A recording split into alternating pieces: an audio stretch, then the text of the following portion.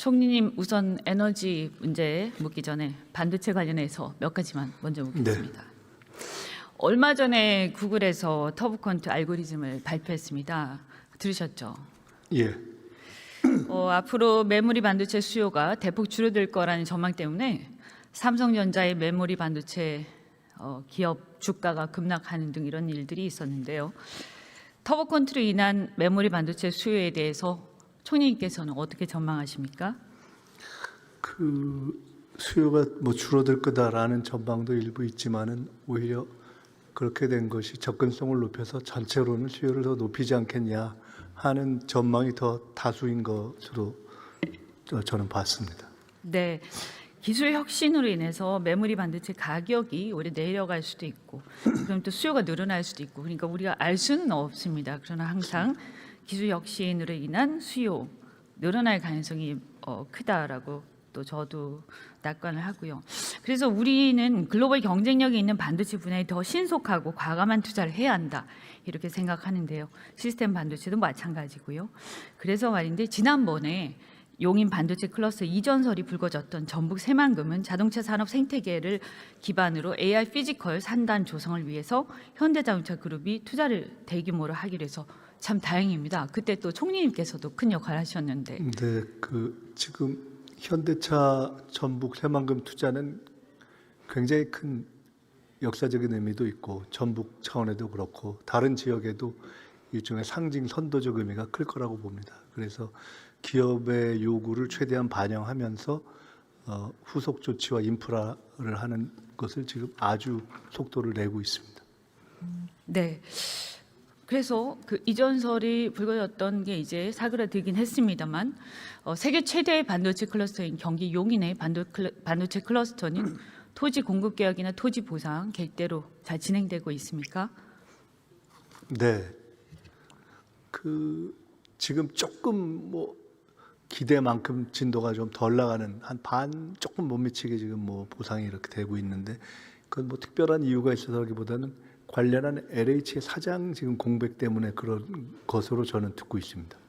네, 잘 챙겨주시기 바라고요.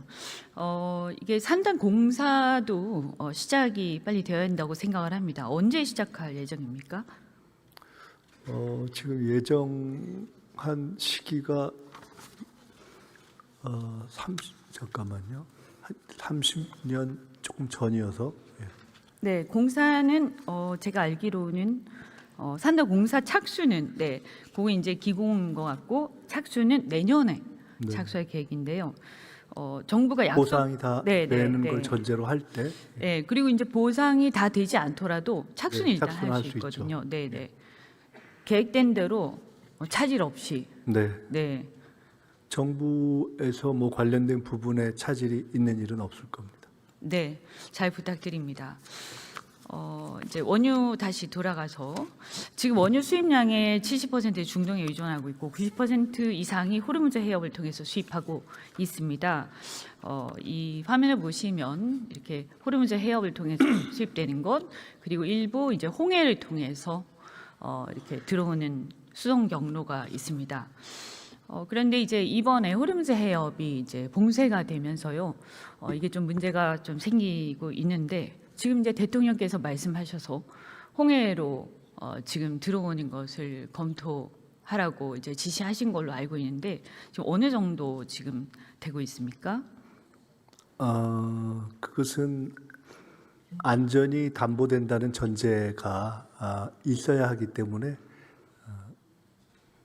오늘 국무회의에서도 그 논의가 있었습니다마는 실제로 여러 가지 안보적인 상황을 종합적으로 판단하고 또 관련한 선사들의 또 판단도 연계되고 해야 될 거라고 보고요. 그렇지만 하여간 면밀히 검토하고 있습니다. 여러 가지 시나리오를 계속. 네, 아무래도 좀 조심스러운 측면이 있어서 그렇습니다. 말씀을 조심하시는 것 같은데요. 지금 보면 이제 그때 예전에 80년대인가요? 그때 이란 이라크 전쟁 때 사우디아라비아에서 이런 상황을, 그때도 이제 호르무즈 해협이 봉쇄된 적이 있었기 때문에 사우디아라비아에서 육상의 수송관을 건설한 적이 있었습니다. 그래서 지금 지도를 보시면 송유관이 이제 동서로 있는데요. 양부로 해서 이렇게 송유관이 있고 그러면 홍해로 해서 이 예멘 쪽으로 그러니까 나오게 되어 있는데 이게 지금 아마 그렇게 해서 나오는 것 같습니다.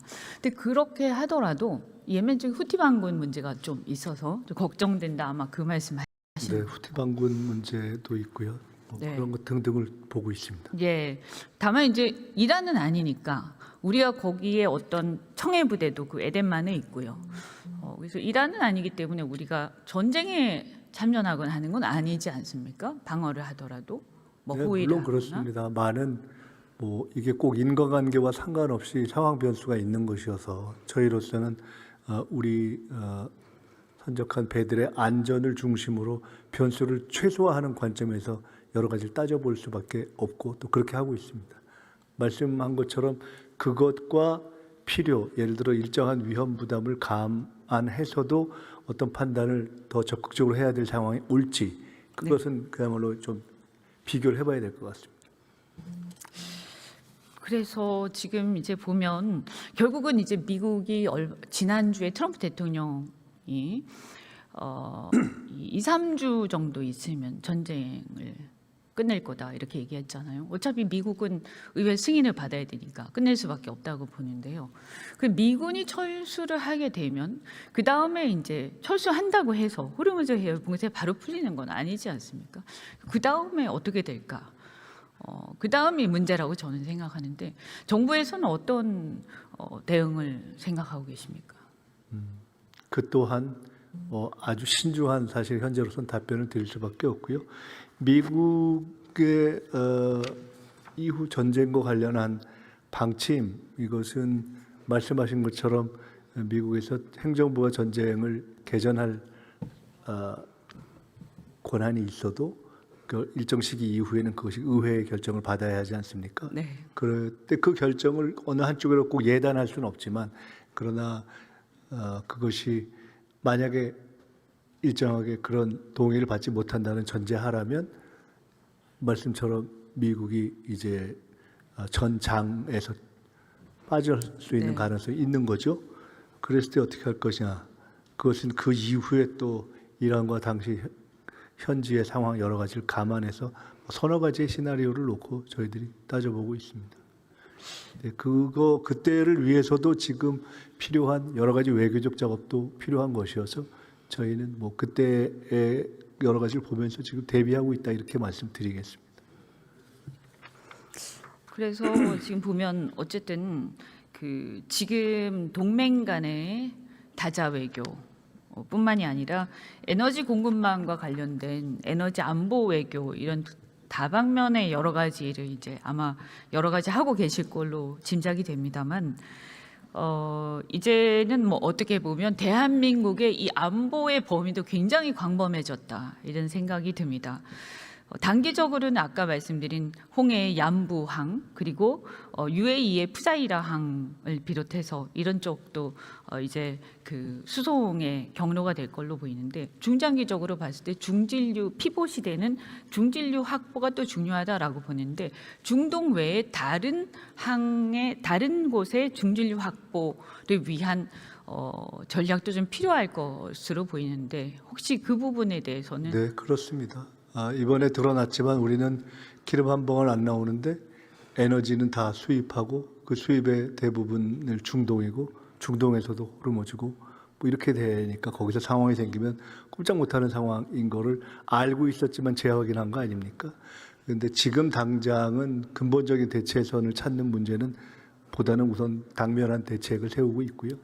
근본적으로 수입선을 좀 지역도 이전하고 다변화하는 문제를 아주 절박하게 생각해서 하고 있고 앞으로 당연히 해야 할 것이고 그에 더해서 과연 이런 화석에너지 의존 체제로 가야 하는가에 대해서도 재생에너지로 가야 된다는 종래의 당연한 생각, 그러니까 일정한 부분 전환해야 된다는 것을 원래도 방침으로 가지고 있었고 이번에 더욱더 앞당겨야 된다는 생각을 가지고 있고 앞당기려는 계획을 오늘 국무회에서도 논의했고 그조차도 더 빨리 해야 된다라는 어떤 절박감을 가지고 말씀대로 한다면 공급선의 다변화, 그 지역 자체를 다변화하고 그 에너지 자체의 성격을 또 다각화하는 뭐 이런 등등을 종합적으로 해야 될 것 같습니다. 네.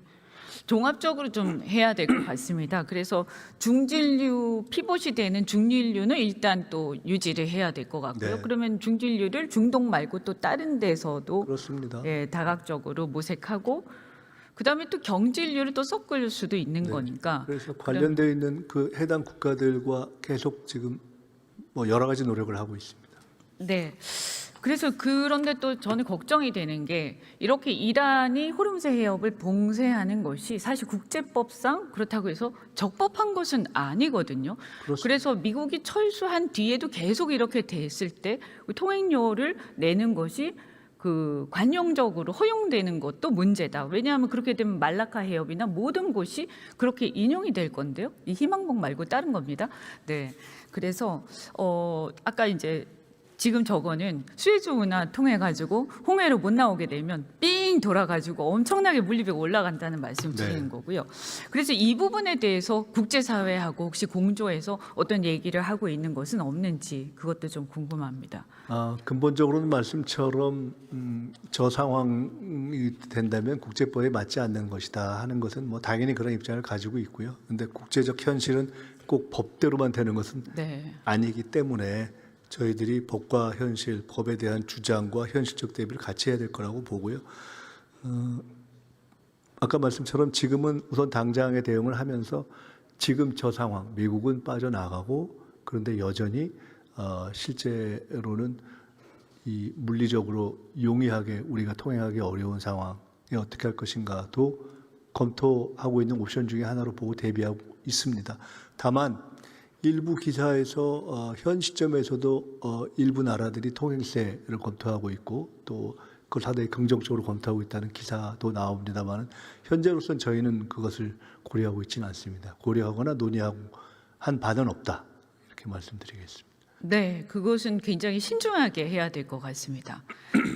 고생이 너무 많아서 얼굴 색깔이 좀 안 좋아지. 괜찮습니다. 네, 네, 수고하셨습니다. 고맙습니다. 네, 산업부 장관님.